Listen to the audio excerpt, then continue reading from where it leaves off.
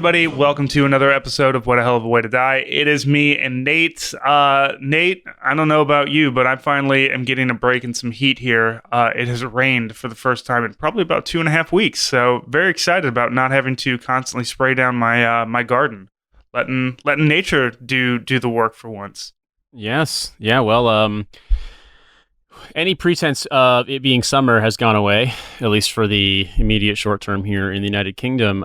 It is basically kind of cold. I mean, like, it's into the mid 70s in the daytime, but, you know, it's into probably the low 60s, high 50s at night. And when I was in Edinburgh for a live show with my other show, Trash Future, and it was like low 50s in the evening, and it dumped rain. And so I just feel like after getting rained on that much, I came back and I'm just sort of like, wow, it's autumn already, even though it's legitimately still the middle of summer. Like, so, it couldn't be more midsummer than it currently is right now. And yet it was like, well, nope, it feels like autumn already. So you've been in England for like a year now, right? Yeah, it'll be a year at the end of the month. Okay. Question. Come fall, pumpkin spice a big thing in England? Do you guys share that whole weird? It's around, yeah. I mean, people definitely do it, but I definitely think it's like been imported from America. Right. I don't think the sort of the intense fascination with it exists to the same degree, but I think that enough sort of mass culture, corporate, transnational stuff has purchase wherever you go. And so obviously there's going to be some folks who are into it. But I just think it's slightly different. I mean, the kind of people who would be really obsessed with pumpkin spice everything in the United Kingdom, or their equivalent in the United Kingdom, are more like obsessed with this car called the Fiat 500. So the same brain space, but slightly different preoccupations, if that makes sense. Yeah, I'm always curious about, like, and come Brexit, I'm sure that it'll be fully imported, since England is going to exit from the EU, and you guys are really going to need some cultural imports, and we're just going to do that. You guys already have McDonald's, but we really need to get into like the core stuff of America. Like, we got to bring over pumpkin spice lattes and mall shootings for you guys. Well, I actually had to stop at McDonald's to get food with Hussein when we were driving back in the last leg of our trip, because we drove with breaks. It took us like 11 hours to drive from Edinburgh back to London. And I stopped at a McDonald's, I want to say in like Nottinghamshire or like in Bedfordshire or something like that, like outside of London. And I wanted something that wasn't ridiculously unhealthy, so I wound up getting a chicken sandwich that could only exist in Britain because it's literally the chicken legend. What do you mean chicken legend? Well, okay, it was literally called a chicken legend. Like, that's what McDonald's called it. But being a legend is sort of like a British thing, in the sense that if you're the guy who goes out and drinks 10 pints and then like crowd surfs naked in the pub, like that photo I shared, you're a legend. That's being a legend in Britain. Like, oh, proper legend, like that kind of shit. So the idea that they would name a sandwich after it it's kind of amazing to me, because it just wouldn't exist in America. Like they whatever it is, and this sandwich was like a whole wheat bun, but like a ciabatta roll almost, with lettuce and barbecue sauce, and then a fried chicken sandwich. It was good chicken, but like it was kind of a weak sandwich, I suppose. But I was thinking to myself, like, this just couldn't exist in America. Like, for one, they'd have to mayonnaise the fuck out of it, but for another, calling it the legend just wouldn't make sense, because people would think of Legend of Zelda or Legends of the Fall or something like that, as opposed to the guy in the pub who's balls naked. The Legend of the Fall. You think that when Americans think of legend, the first thing that comes to mind is Legends of the Fall? Maybe, who knows? Like, I mean, Brad Pitt was they would do commercials like where they drop it from like really big to make it kind of bounce. It'd be like the chicken legend, and there'd be like a big. They would make it. I don't think they would use the word legend. I do think that would be more of a British thing, but I can't imagine that they'd be like, "Hey, we made this. We made a chicken sandwich called the Legend. It's got a Triforce inside of it, guys." Well, let's just ask then our American listeners, who are probably like 90% of our listener base, what comes to mind when you hear the word legend? I don't know. I'm doing Jerry Seinfeld voice for some reason. Like the Royale with cheese makes sense, but the legend doesn't. I mean, that was the Royale with cheese. Was like the Netherlands? I think was what he was talking about in Pulp Fiction. But anyway, I don't know, because I mean, who even knows in the Netherlands? I mean, it's. We could go into a long digression, and I could even start affecting a Dutch accent where I start talking like this. But regardless, I had some delicious, not great McDonald's, and it wasn't pumpkin spice because, to be fair, I don't think it has the same cachet here, but I'm willing to be wrong. So, British listeners, if you're like, no, fuck you, you're wrong, we love pumpkin spice, we're just as basic as Americans, then let us know in the comments, you know how this works. It's going to be, it would probably be like a real Brexiter kind of thing to be really into pumpkin spice. So, one other question about England, since you've done like a road trip across across the great island expanse. Are there like little towns that have like odd little quirky things that you guys stop at, or is it just like, I don't know? Because I think about the Midwest. I think driving from St. Louis to Kansas City, and it's there's weird little towns, and there's Missouri porn stores all over the place and tattoo parlors and whatnot. I don't know, like what's in the middle of big cities in England or in the UK, I guess. Wait, what's in between big cities? Like what's Yeah, What's, like I mean, when you go to these smaller towns, they have like weird museums and stuff. Like, I don't know. Like, oh yeah, for sure. Yeah, and so the thing about it is that depending on the kind of like road you're on, some of them are just basically the same as American interstates. Like I don't know for a fact, but I think it's like what are labeled the M roads here. Like we were on the M1 and the M6, and those are absolutely just like interstates. So unless you exited, you would just be on straight highway the whole way. But then also we were on some A roads coming back, and those like you absolutely had to go through towns. And so you'd see things like stone cottage stays, like bed and breakfast things. There were a couple of weird porn stores. There was legitimately like a porn and fetish store somewhere in Bedfordshire, and it basically said the couple that stays or that plays together stays together or something like that. But it also seemed like it was a restaurant, so it was like an erotic restaurant. That definitely is there. So we played a show in Birmingham in the West Midlands on Thursday. And so the route that we took to get to Edinburgh was basically nothing but the equivalent of interstate once we got out of Birmingham, which is a weirdly, like, Birmingham city center has traffic like overpasses and underpasses that remind you of being in an American city. Like it was basically like being in Indianapolis again, but then it was straight motorway. So we didn't really see anything until we got into like this crossroad that took us from the motorway that was going to go to Glasgow and then took it into Edinburgh instead. And so there, yeah, you see stuff like bed and breakfasts and sheep farms and weird restaurants and like super kind of scenic, decorative looking villages that are, they're clearly like kind of centered around tourism and things along those lines. A lot of stone houses, et cetera. And similarly, on the way back, we went through the northeast of England. And so that most of that route until we got south of Newcastle was like not major highway. And so, yeah, man, I mean, I didn't see anything ridiculous, but I'm sure you wouldn't have to dig very far to find something insane and just like very, I don't know if it's as wild as Joplin, Missouri, but things along those lines. Wow. So yeah, I'm always curious about how the other side of the pond lives, I guess. It's very, I mean, to be honest with you, British car culture is relatively similar to American in the sense that a lot of the country's infrastructure is designed around cars, and outside of London, it's kind of difficult to get around without a car. I would say that the big thing that I saw is just more like you could forget that you were in Europe when you were on the motorway, on the equivalent of the interstate, because in other than like the font choices on the signs and the names, it's basically the same. We did see some ridiculous town names, and that I think Americans would have a fucking laugh riot driving through the UK, just because you see towns called like Fingering Hoe or like Cocklaw or something like that, and it's just, this is amazing. This is basically, instead of going to Washington D.C., every middle schooler in America, or every middle school boy in America should just have a trip to England where they could laugh at place names.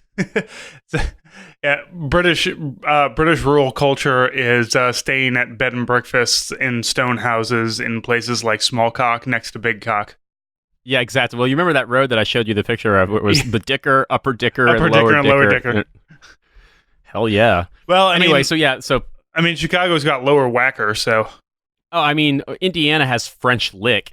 I don't even know what the fuck that's supposed to mean.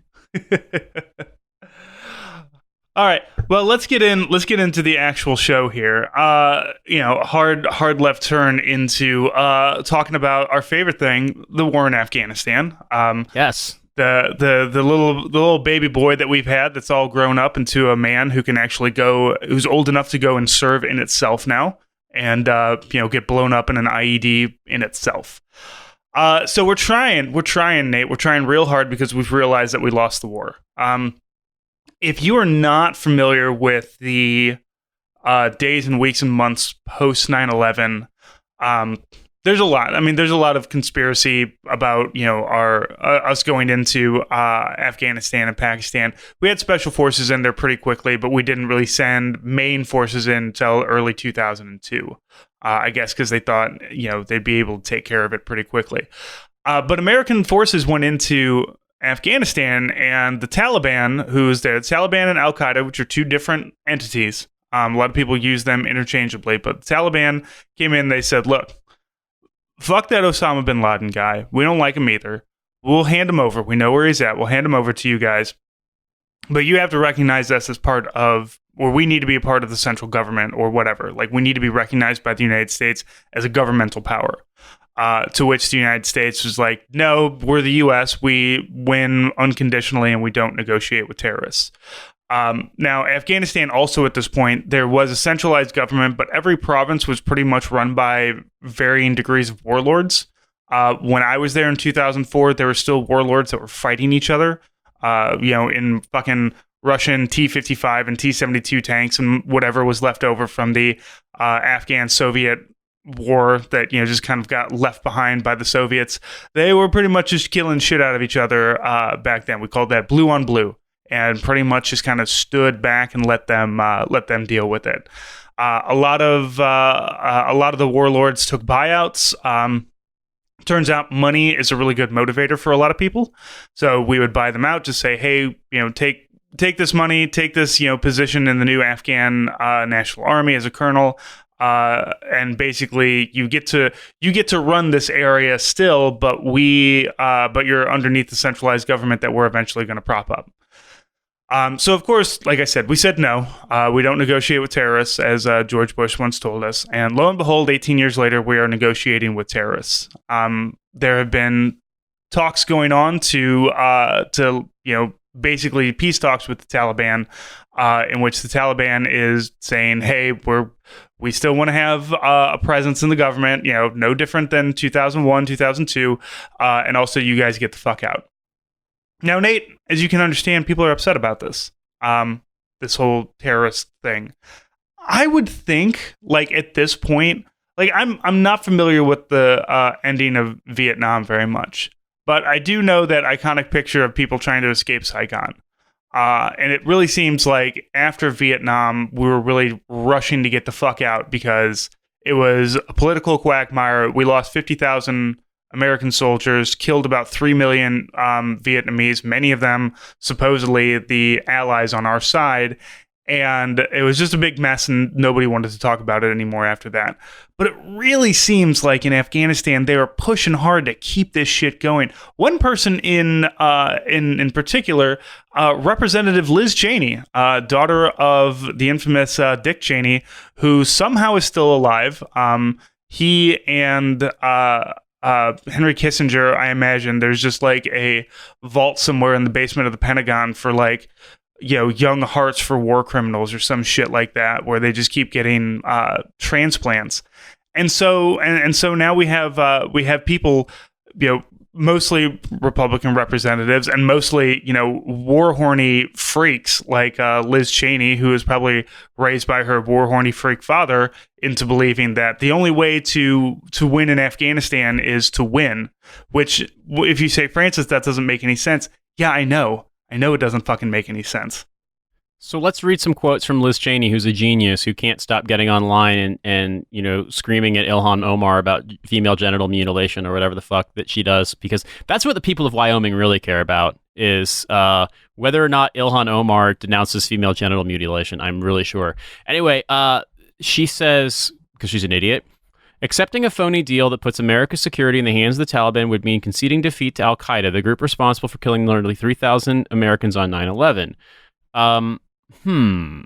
Again, Well, not the same group. Not the same. And also, let's be perfectly honest here. The Taliban are the militant wing of what basically amounts to a conservative Sunni Islamist Pashtun militant group. They are native to Afghanistan and Pakistan. Basically, the area split in half by the Afghan-Pakistan border because of the fact that the British drew borders with a crayon while drunk. They didn't do 9/11. And yes, Osama bin Laden and international terrorists who were training in camps that the Taliban tacitly allowed in Afghanistan pre-9/11 did do 9/11, but there weren't any Afghans that did, that hijacked planes that crashed into the towers on 9/11 or into the Pentagon. In fact, they were almost all Saudis. So, in a way, Osama bin Laden was a rich Saudi fuckhead. Like, I don't know. Exactly. I don't know how that's like Osama bin Laden, like people treating Osama bin Laden as like a war, some sort of, guerrilla fighting war genius who really united the terrorist groups of Afghanistan and Pakistan. That's like being like, man, Kid Rock is really, just a down home kind of guy, scraped from nothing. Kid Rock was born fucking rich too. And somehow he's managed to fool a bunch of dipshits into believing that, he has any sort of like, I don't know, that he has any kind of like down home or some kind of working class hero or something. I don't know what a working class hero in Afghanistan would be. I'm not trying to say that it's a terrorist. I am trying to say, though, Osama bin Laden, also just a rich dickhead from Saudi. Yeah, I mean, so basically, long story short, what this sounds like to me is, let's be perfectly honest, Liz Cheney and the various Republican ghouls, their interest here is they don't want a speedy exit from Afghanistan or any kind of drawdown of the military or any kind of removal of the war justification for military spending because their primary constituents are defense contractors. And maybe I sound like a crank saying that, but they have a huge stake in prolonging the status quo in which America can't do anything besides take out more enormous debts and increase the military budget, by 10% every year to the point where it's just become this laughable mass waste expenditure. Yeah. And so in order to do that, in order to say ending the war in Afghanistan is a bad thing, they have to tie in the link to 9/11. But the link to 9/11 is tenuous in the sense that it wasn't the Taliban who did it. The Taliban offered us Osama bin Laden. They offered to hand him over, and we said, no, fuck you, we're invading Afghanistan. And then we got bogged down in propping up the Afghan government, the current Afghan government, and basically decided to take sides in a civil war that's been more or less going on since the early 70s. So by saying ending the war in Afghanistan is bad because of 9/11, they find themselves basically appealing not to anyone who knows anything about the situation, but to the sort of reflex kind of pro-war American spite voter who's going to look at this in the same way and say, oh yeah, we shouldn't have pulled out of Iraq because of 9/11. If that makes sense. Oh, absolutely. Like, this is playing to their crowd of fucking morons, but the problem here is that they're appealing to something and very knowingly saying things that are going to make people conflate the two because their only convincing argument operates on the principle of conflating the two. Yeah. And so Cheney also says in a statement that the deals must include commitments from the Taliban to protect the rights of women and girls, support the legitimacy of the Afghan constitution, stop receiving funds or military sources from military support from malign sources, scare quotes, and to participate in future counterterror operations. They're not going to do that. I'll tell you that fucking right now. And the thing that kills me about someone who is a crazy Republican Christian fundamentalist warrior is that y'all like 90% align with the Taliban ideologically. You just call God a different thing. I would love to believe that in America that Liz Cheney believes that these things are happening. Maybe she does. Maybe she does think that that girls and women's rights are protected in a good way. They're not. Certainly better certainly better than Afghanistan. But Liz Cheney is also one of those people who is constantly talking, who's anti-abortion, who anti-birth control. Once doesn't want to do anything. Obviously for any kind of Medicare for all or anything like that. These people don't care. It's easy buzzwords. It's easy buzzwords because, like you said, one, they want to continue propping up the military-industrial complex for their own constituents. Famously, 2012, I believe, there was when the Army went to Pentagon and said, "Hey, can you stop making tanks? We don't need tanks anymore. We don't use tanks. We have plenty of tanks." They all just kind of sit around and do nothing. And then one guy in Ohio who the tank factory is in, just nope, y'all getting more tanks. I don't give a fuck. You better take them out there and do something with them because I got a lot of people that got to make tanks, and that's our job is to make tanks. I do remember when there were some sort of joined at the hip defense journalist articles about the war in Afghanistan. It was the Pentagon's deploying tanks to Afghanistan. Will this finally make the difference? And it's no, it definitely won't. Yeah. I think that was about 2013, 2014 when that was happening. And it's maybe even earlier than that. And it's well, damn, y'all, we didn't win the war. I guess the tanks didn't make the difference. Funny how that works. Well, yeah, consider they sent tanks to Afghanistan and then they're oh shit, tanks are completely useless in this tiny urban environment because, Afghanistan is, infrastructurally built in, kind of an anarchy where you just plop up, put up buildings wherever. There's not a whole lot of city planning, at least not there is, but there isn't. Certainly not to the degree that you would see in the United States. So, tanks get stuck. Tanks don't go on the roads. Tanks get, you can't take tanks into places where you can take, Humvees or MRAPs. So yeah, tanks are kind of useless in Afghanistan. Unless you've got 40 T-55s somewhere and you're just we just need 4 dudes to go in there with some tanks and take care of them. Yeah, I mean, the idea that tanks are going to make the difference in a war in which the primary issue here is that you are unable to engender support for the Afghan government because you don't have enough resources, you don't have enough people, you've dedicated yourself objectively to the idea that America can't be labeled an occupier, and so as such it can't be doing the work. So instead it has to be done through an Afghan government proxy, which is a completely corrupt and nepotistic organization that nobody trusts, both because they realize how weak and scarce it is, but also because almost every adult in that country has a negative encounter with the Afghan government, especially when they're Pashtun and they see a government that's almost entirely made up of either Tajiks or, culturally Dari-speaking northern Pashtuns. And it's one of those situations where tanks aren't going to make the difference because the difference isn't firepower here. The difference is legitimacy in the eyes of the people and the fact that in most places in southern Afghanistan, the Taliban are the government. The Afghan government and the U.S. forces are the insurgency. The Taliban are doing counterinsurgency against Americans in most part, or they certainly were when I was there, and nothing about what I've seen, both from reading the news and also from speaking to people who are there now or have just very recently been there, would indicate that has changed at all. So the idea that Dick Cheney's daughter wants to deep six the possibility for some kind of peaceful reconciliation with the Afghan government, or correction, with the Taliban and the Afghan government, it just seems like par for the course that their whole MO is we're at war and we have to make everything on a war footing, even though we realize that this war won't end unless you admit to yourself, America's not going to colonize Afghanistan. America's not going to annex Afghanistan. The argument that we can't let them wait us out is absurd. They live there. They're Afghans. What the fuck are we doing there now? Wasn't that Tom Cotton's plan? It's all we have to do is keep fighting them, and eventually they'll go away. It's this is literally their house. I don't know where they're gonna go, man. That'd be like invading Texas and being well, we just have to wait till all the Texans go away. They're not going anywhere. They're never.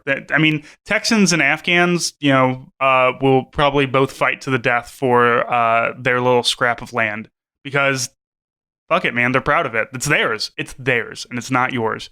And the Afghanistan has repelled bigger and stronger forces than us before, and they're about to do it again. Now, one of the things that is interesting also is about Liz Cheney's, talk about how the Taliban must, work on counterinsurgency, work for the Constitution of Afghanistan and the government. The Taliban does not recognize the Afghan government because they say that it's a puppet government from America, which, true, absolutely 100% true, it is. It has been, lifted up. It is. I think somebody...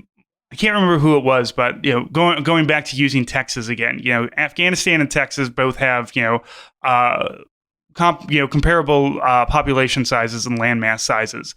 It's like if anybody went into Texas, like if China went into Texas and was like, all right, we're gonna put our own government in here and our own schools, and we're gonna build your churches for you, and we're gonna secure everything, and you guys would do what we tell you to do. How fucking long do you think that's going to work? Like in anywhere, Texas or Missouri or California or anywhere, like that shit's not going to work. I don't understand like why, the disconnect of any American to take 5 minutes and just think like, if this was happening to me, what would I do? Especially somebody who would tell me that Red Dawn is their favorite movie or some shit. Like who see counterinsurgency as when long-haired, handsome Patrick Swayze is doing it, slapping all the boys for crying. Like what do you think the Taliban does, man? That's them. That's the Taliban is Osama bin Laden is Patrick Swayze. This is gonna be a reach, but bin Laden is Patrick Swayze. They're fighting in the mountains. They've got the Dishka machine guns now.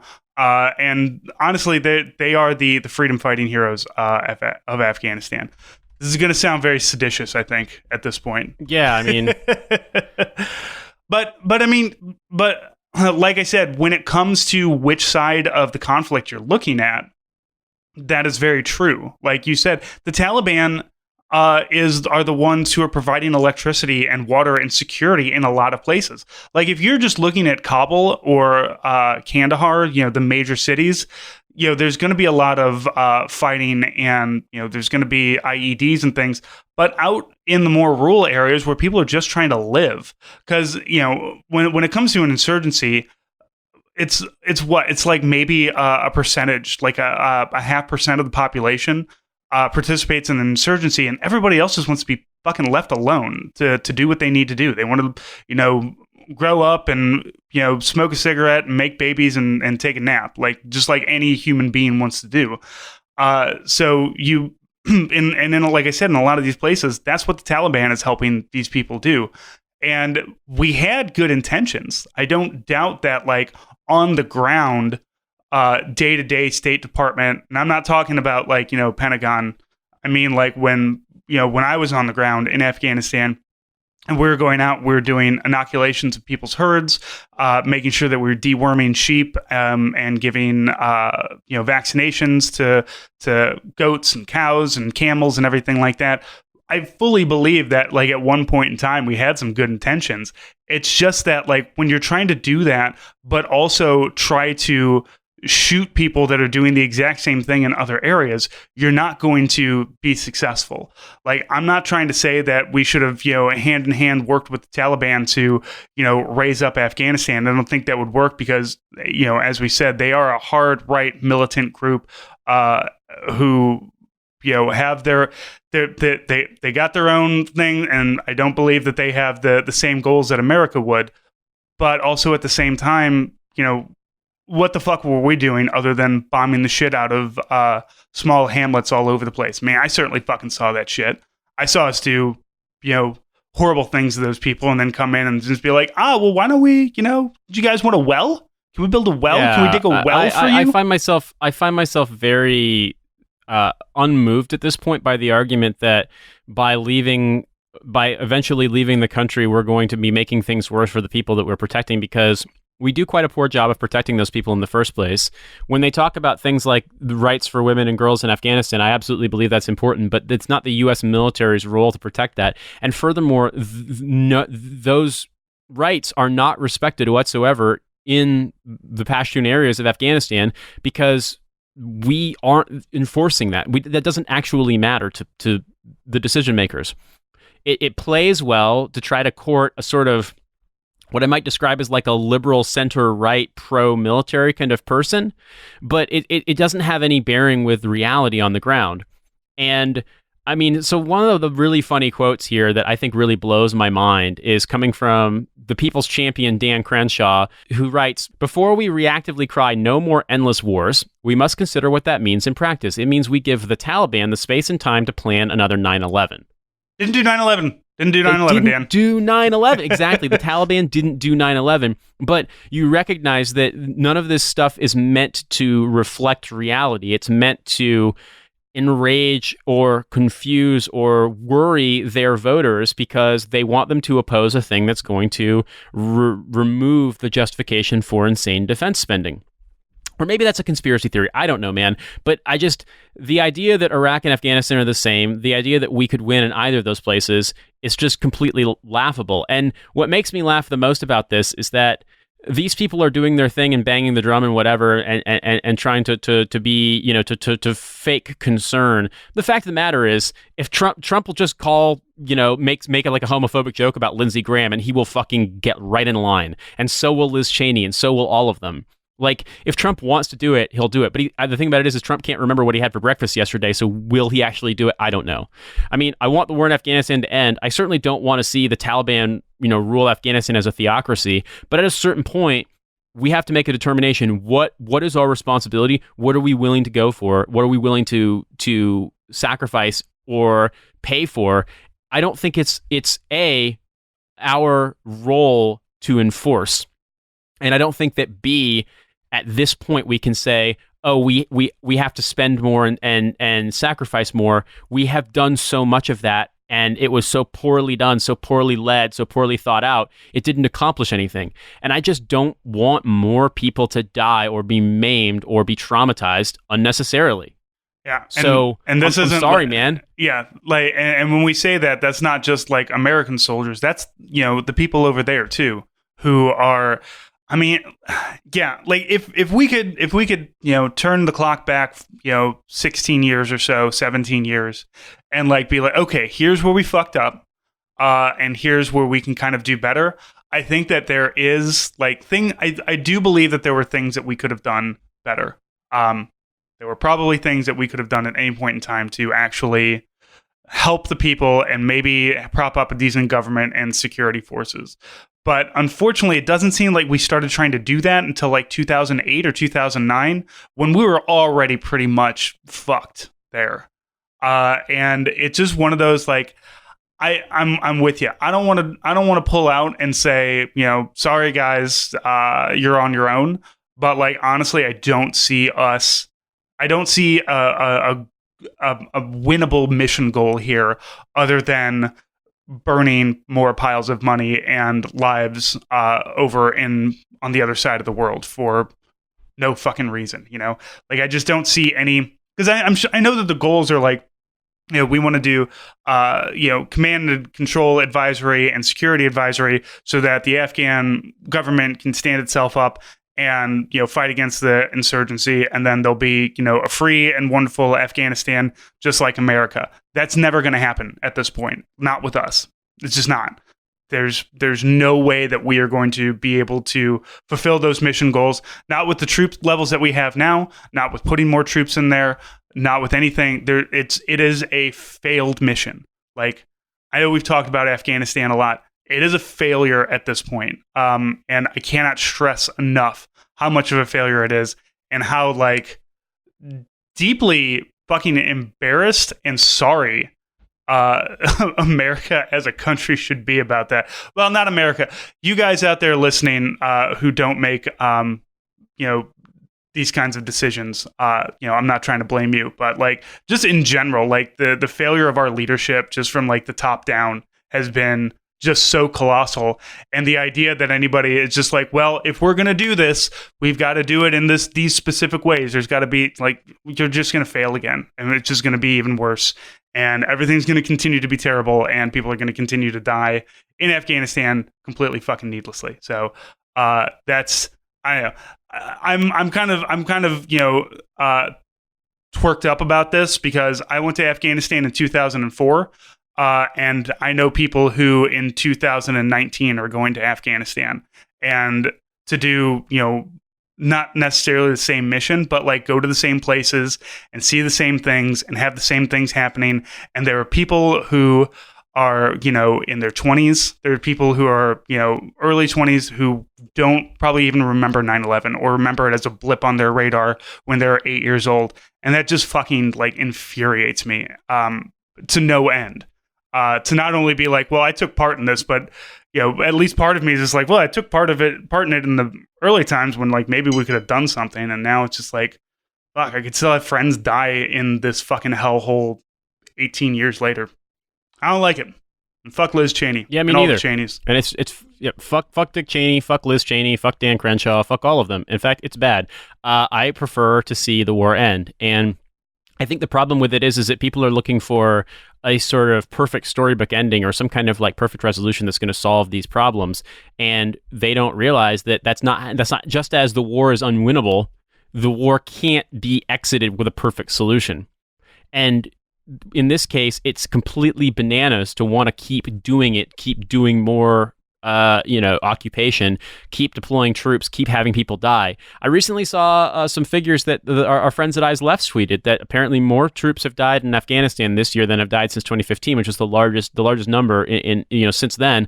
And also similarly, incredibly high numbers of civilian casualties in Afghanistan have taken place this year too. So the point being, it's really sad and fucked up, and it should end. And when it ends, it's not going to end perfectly. But if you can reach an agreement that could at least provide for something beyond just complete mass chaos, that's better than arguing that we're somehow going to win a war we absolutely will not win. And I guess these people just don't want to acknowledge that. And it to me, it's really frustrating, I think, to see them invoke things that they don't know about or that they're wantonly trying to confuse people about, because it just seems so cynical to me. You ask yourself, what stake do you possibly have in this? And I mean, okay, for people like Crenshaw, Crenshaw can go fucking suck his own dick, but I think I understand when people who are veterans want to convince themselves of like a higher or larger purpose that, that there's something that will resolve it and make it all worthwhile, because it's a huge jump. It's a huge leap to be willing to admit to yourself that maybe the thing that I suffered for and that my friends died for was useless, was worthless, amounts to nothing. That's a really hard thing to admit. But the problem is refusing to admit it doesn't make it any less true. You know what I mean? Yep. And that's the thing. Like I always say, you always have to, as a veteran, you have to fucking come to terms with your time overseas, and either you want to sit here and say this is winnable, we can do something. Nobody wants to lose a war ever. Who wants to lose? Nobody does. Especially 18 years of war. Nobody wants to step outside of that and be like, so what exactly was that about? Because like at this point, our illustrious military is made up like primarily of millennials and coming in with Generation Z kids who don't want to join because fucking why would you want to go to these dumbass wars that you've grown up and known your entire life? Like that's the only thing that is like all of your news is always peppered with casualty reports from Afghanistan. So what do you do at this point? And like I said, I'm perfectly happy saying it was a mistake and my time there was for the most part wasted, and at best wasted, at worst helping push a really shitty line that's of death and destruction. But yeah, Crenshaw's a troop. Like he doesn't want to say my time there was wasted. Especially as a Republican troop who backs Trump, who like is also wants to get out of Afghanistan, but like in that way, like he's talked about bringing lowering troop levels down to like 9,000 or so. But it's he hasn't tweeted about it in a while, so the article even says is like, yeah, he says that he wants to be out by 2020, but we haven't actually seen anything come down from the Pentagon about that, which means he hasn't tweeted about it, which means that he has fucking forgotten about Afghanistan again. Which fine, whatever. Kind of expected it to happen. But yeah, I don't know. There's nobody wants to admit that their friends died for nothing. Nobody wants to admit that they have nightmares about war over nothing. Nobody wants to admit that shit. And some people are kind of coming to terms with that now, and it sucks. So again, fuck all the war criminals. Fuck Liz Cheney. Your state isn't a real state anyway. We could sell it to Canada for all I give a fuck. Also, I would just point this out that when we get down to it, this is not about us anymore. Honestly, the future of Afghanistan isn't about us anymore. It never really was in the first place, but it certainly isn't now. If we think that by dint of like American daring do, or whatever the fuck you want to call it, that we're somehow going to solve this problem magically after almost 18 years of constant war that has managed to solve nothing, despite our basically spending our entire future on it. Why would you believe that you could change it now? And so in that regard, I feel like Americans need to stop believing that we can just snap our fingers and change things. Shut the fuck up and hopefully allow them to negotiate a peace settlement that doesn't turn out to be like when the Russians left Afghanistan in the early 90s or late 80s. Anyway, this is depressing, so let's talk about troops being dumb, because it's a thing that makes us laugh a lot. Francis, you found a really fun story about someone doing some, what you might call surprise land navigation and getting in trouble for it. Yeah, I was going to say, first off, this is not a troop being dumb. This is a troop being smart, one, and being smart in a dumb way, though. But, so an article from the Army Times, riding the rails, drunk soldier arrested after using train tracks to find his way back to base. Now, Nate, it's probably been a while since you've had to do a land nav course. I did some recently. We had a major that got really excited about having us all incarcerated in annual training, and made a bunch of us sit inside of classes to look at the TMO maps and do some land navigation. Land navigation, for those of you who are not in the Army, is one of those things that we always joke about, because it's, like we all have GPS on our phones. The fuck do I need a map and a compass for? But this guy, for once, used land navigation to find his way back to base while drunk. And that is, that's commendable, honestly. Like, now I haven't been, I spent 2 weeks in Germany in like 2005. So I don't really know like the people who are stationed there. I'm sure that like when you're stationed there, you can go off post and go drinking. There's probably a curfew or something, or maybe there's not. Maybe it's a weekend. You can just pop off into the local populace and grab yourself in Germany. I'm sure they have a bunch of stone building bed and breakfasts as well, or just get trashed. Hell yeah, it's fucking stones, buildings, beer, people being drunk, eating sausages. It rules.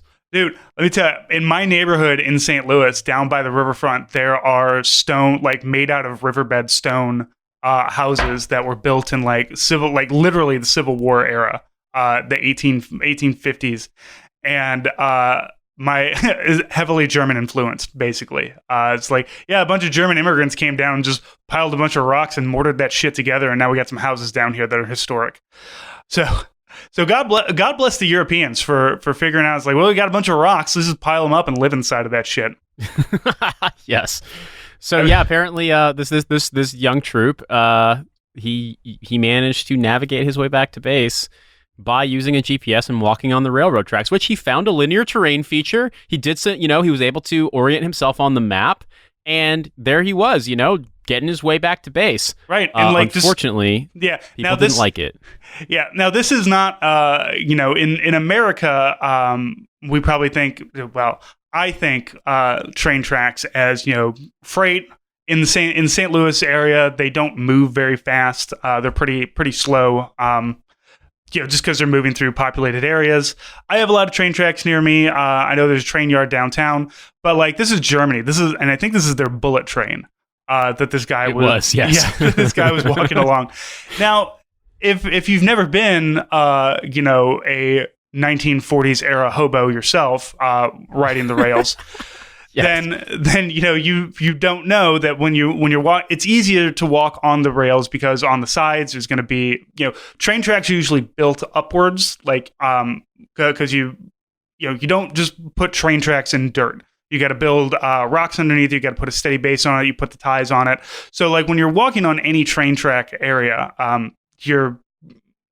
any railhead area, there's going to be off to the sides of the rails. Basically, it's not easy to walk on. So when you're walking, you walk on the train tracks with your bindle over your shoulder, or in this guy's case, a GPS and probably a fifth of something that he snuck out. So he's walking along, and fucking a bullet train is coming at him.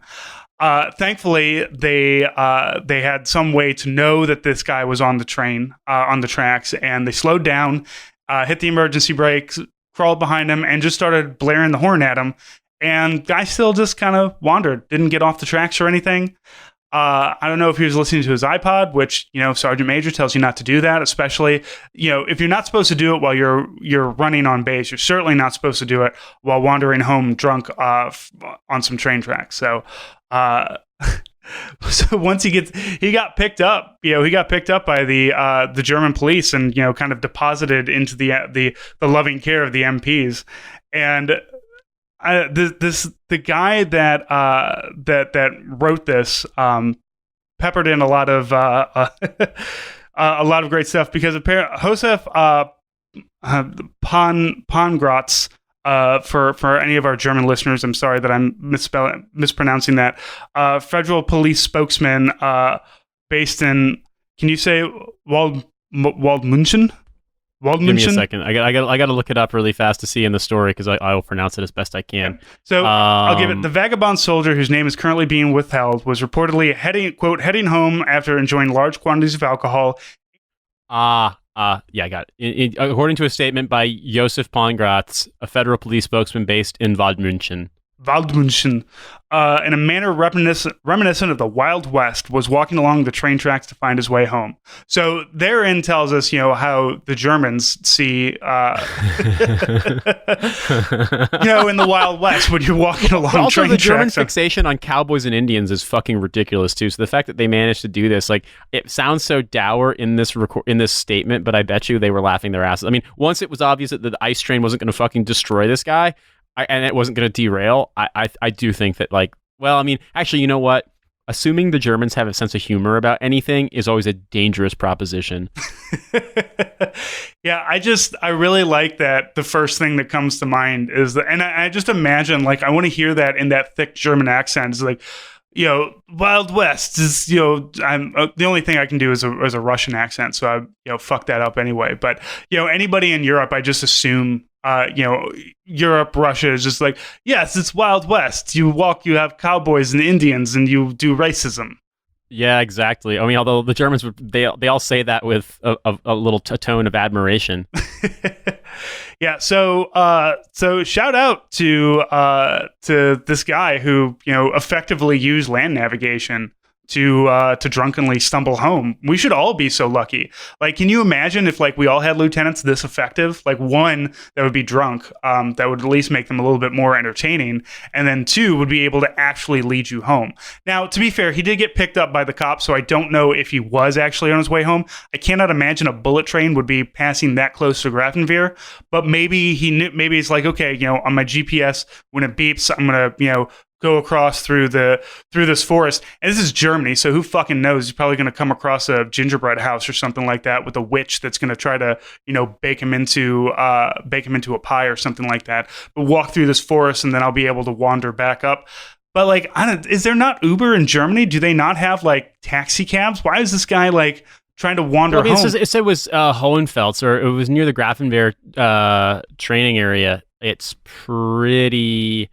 probably pretty not super, developed or densely populated. But there's got to be I imagine that it's, in Germany, in any other place, if there's a military base, there's going to be a shitty town that crops up around it where you can get tattoos and you can cash your payday loans and shit like that. So I would think that he would just go off post, wander 5 blocks and get, shit faced in whatever the German equivalent of a Buffalo Wild Wings is, and then wander back. That's what I did in Japan, which is wandered in one direction, found a place to drink and eat, and then wandered back, and it was fine.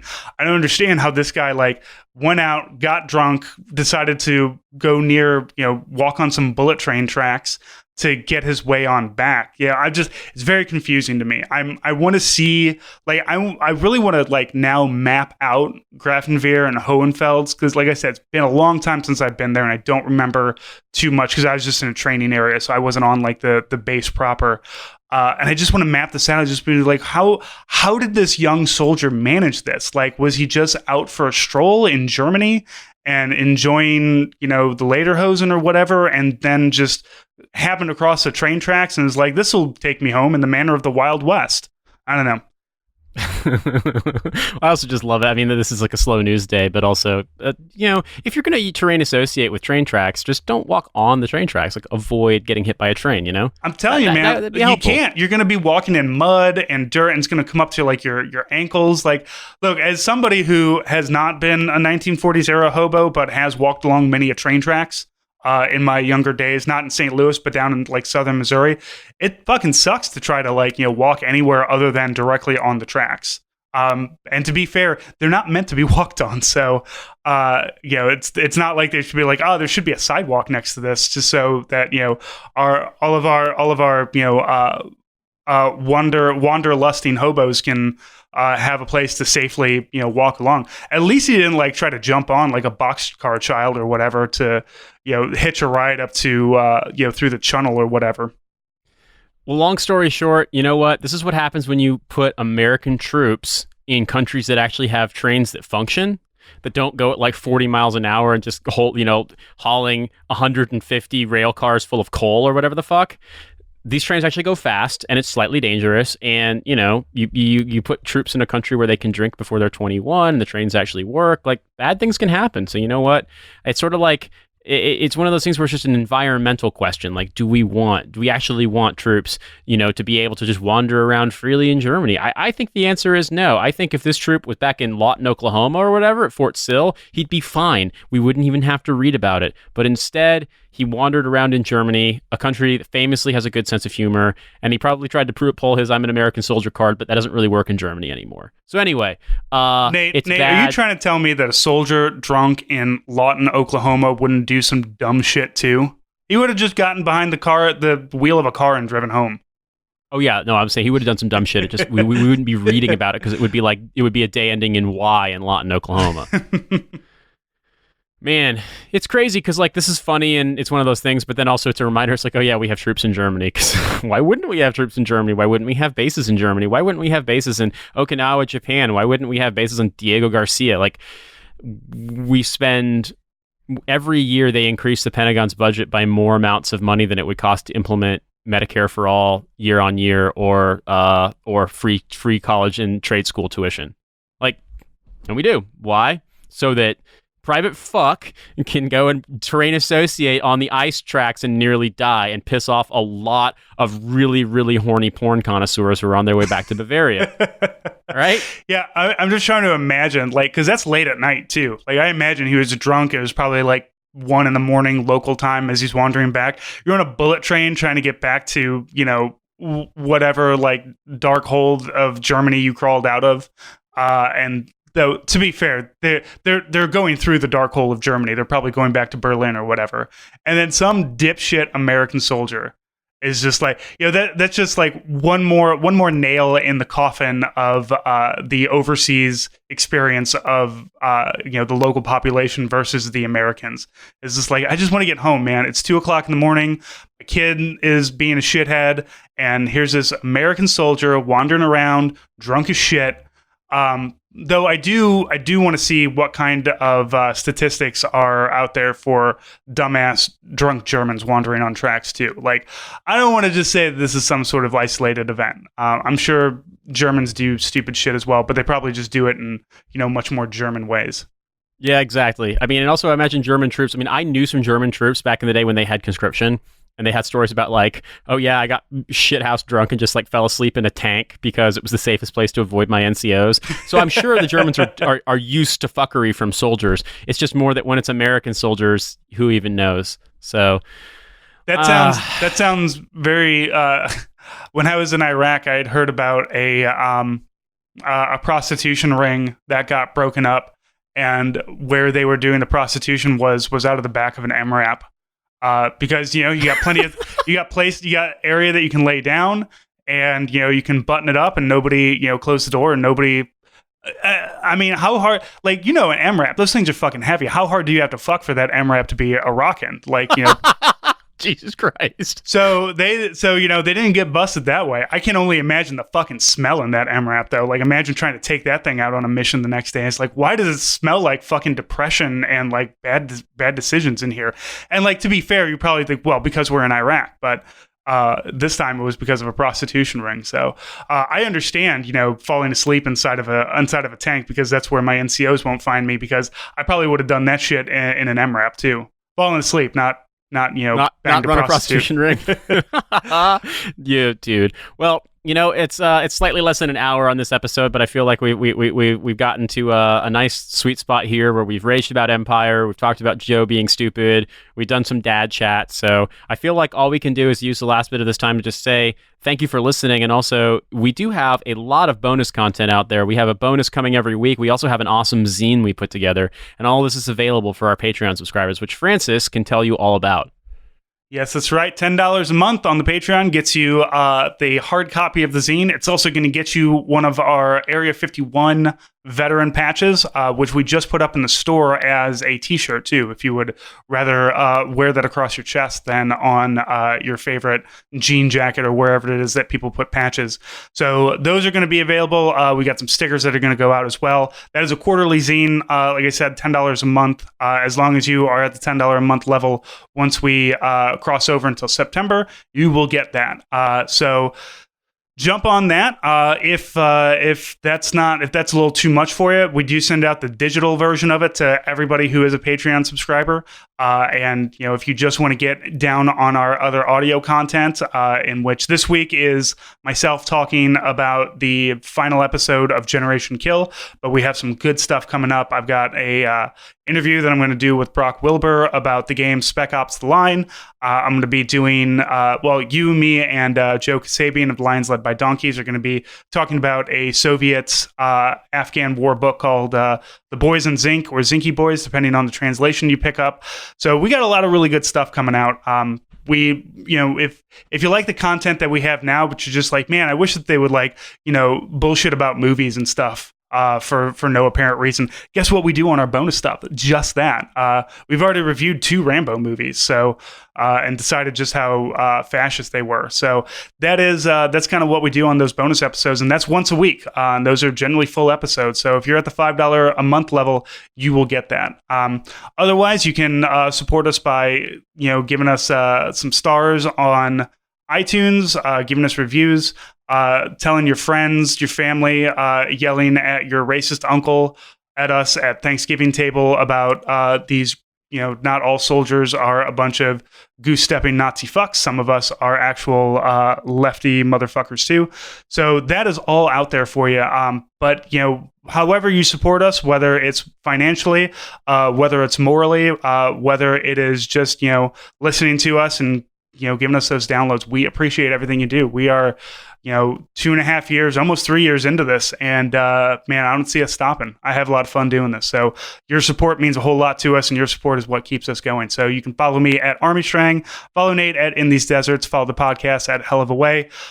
We have the website hellofawaytodie.com, in which I do some updates. You can find us on YouTube as well, youtube.com/c/hellofawaytodie.com. No, not. I'm having a fucking Joe Biden moment here. Just look up Hell of a Way to Die on YouTube or go to the website. You'll find links to it, where I do weekly updates, and we also put the podcast there. So if you are enjoying, if you like to do that, subscribe to us on YouTube, because apparently YouTube is where the alt-right really finds its home to fuck up elections and governments, as we found out in Brazil, apparently. So subscribe to us instead. And I don't think we're ever going to make, Ben Shapiro kind of stuff, but maybe we can. Maybe we just got to start selling brain pills or some shit. Would be good there. Anyway, What do you think, Nate? Brain pills next? Brain pills it is, and it's just going to be, I can't even think of like a ridiculously British substance. It'll just be dehydrated potatoes, in capsules. You just take it, and then all of a sudden you're like, actually, maybe Empire is good. Also, I want to be racist. And it's like, oh, there must be British potatoes. We've got to do that in every place. We've got to have like hell of a way to dive branded Vegemite in Australia to really like crank up the racism there too. All right, everybody, thank you so much, and we'll talk to you next week.